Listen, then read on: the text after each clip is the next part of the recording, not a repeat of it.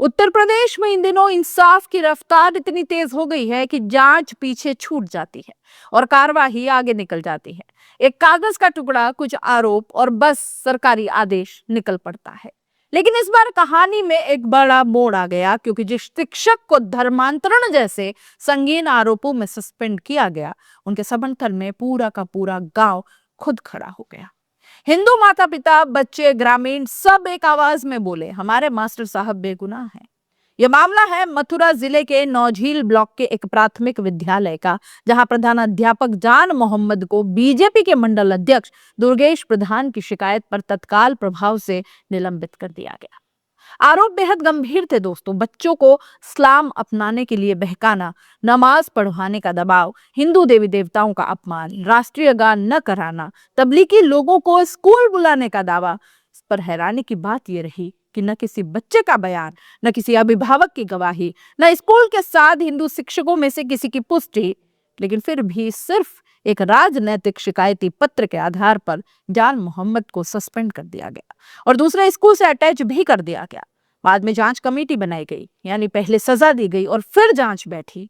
जान मोहम्मद पिछले 18 वर्षों से उसी स्कूल में पढ़ा रहे थे।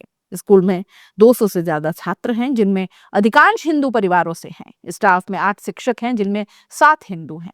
अगर सच में ऐसी कट्टर गतिविधियां चल रही होती तो क्या इतने सालों तक किसी को भनक तक नहीं लगती? यही सवाल गांव वालों ने भी उठाया। जब पत्रकार गांव पहुंचे तो ग्रामीणों ने खुलकर कहा, ये सब झूठे आरोप हैं, हमारे बच्चों के साथ कभी भेदभाव नहीं हुआ। फिर बच्चों से भी बात की गई। कक्षा 5 की छात्रा प्रियांशी कहती हैं, सर हमें अच्छा पढ़ाते थे, रोज राष्ट्रगान होता था, कभी कुछ गलत नहीं कहा। बच्चों ने मौके पर जनगणमन भी सुनाया।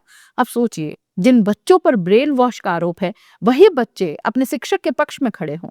इससे बड़ा सबूत और क्या हो सकता है? जब गांव को पता चला कि हेडमास्टर को सस्पेंड कर दिया गया, तो लोग सीधे जिला अधिकारी के पास पहुंच गए। ग्रामीणों की मांगे साफ थी, सस्पेंशन तुरंत रद्द हो, जान मोहम्मद को उसी स्कूल में बहाल किया जाए, झूठी शिकायत दर्ज करने वालों पर कार्रवाई हो। हैरत की बात यह है कि यह समर्थन किसी धर्म विशेष से नहीं आया, बल्कि ज्यादातर हिंदू परिवार खुद आगे आए।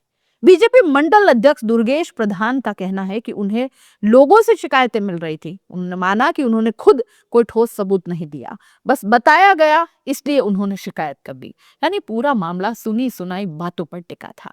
यह घटना सिर्फ एक शिक्षक की नहीं, ये सवाल उठाती है पूरे सिस्टम पर। क्या अब किसी की नौकरी सिर्फ आरोपों से छीनी जा सकती है? क्या धर्म के नाम पर लगाए गए आरोपों की जांच तक जरूरी नहीं है? क्या राजनीतिक रसूख इंसाफ से बड़ा हो गया है? आज जान मोहम्मद है, कल कोई और हो सकता है। इस पूरी कहानी में सबसे सुकून देने वाली बात यह रही कि गांव ने चुप्पी नहीं साधी। यहाँ अक्सर लोग डर के मारे पीछे हट जाते हैं, वहां यहाँ के ग्रामीण आगे आए हैं, और यही असली भारत है। ये वही सोच है जिसकी बात महात्मा गांधी करते थे, जहां इंसान इंसान के लिए खड़ा होता है। नफरत के दौर में इंसाफ की आवाज बेहद कीमती है दोस्तों। और सच कहें तो दुनिया भारत को आज भी गांधी जी के देश के तौर पर जानती है। विनायक, दामोदर, सावरकर जैसे नाम विदेशों में शायद ही कोई जानता हो, लेकिन गांधी आज भी वैश्विक पहचान है। ये मामला हमें याद दिलाता है कि लोकतंत्र में सवाल पूछना जरूरी है। सत्ता से पहले सच होना चाहिए, और अगर गलत हो रहा हो तो आम लोगों को ही आगे भी आना पड़ता है।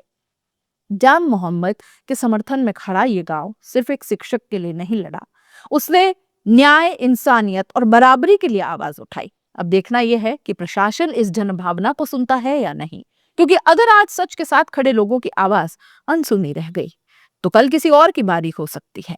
आप इस पूरे मामले को कैसे देख रहे हैं, अपनी राय कमेंट बॉक्स में जरूर लिख दीजिए, और जाते जाते चैनल को लाइक, शेयर और सब्सक्राइब जरूर कर दीजिए। नमस्कार।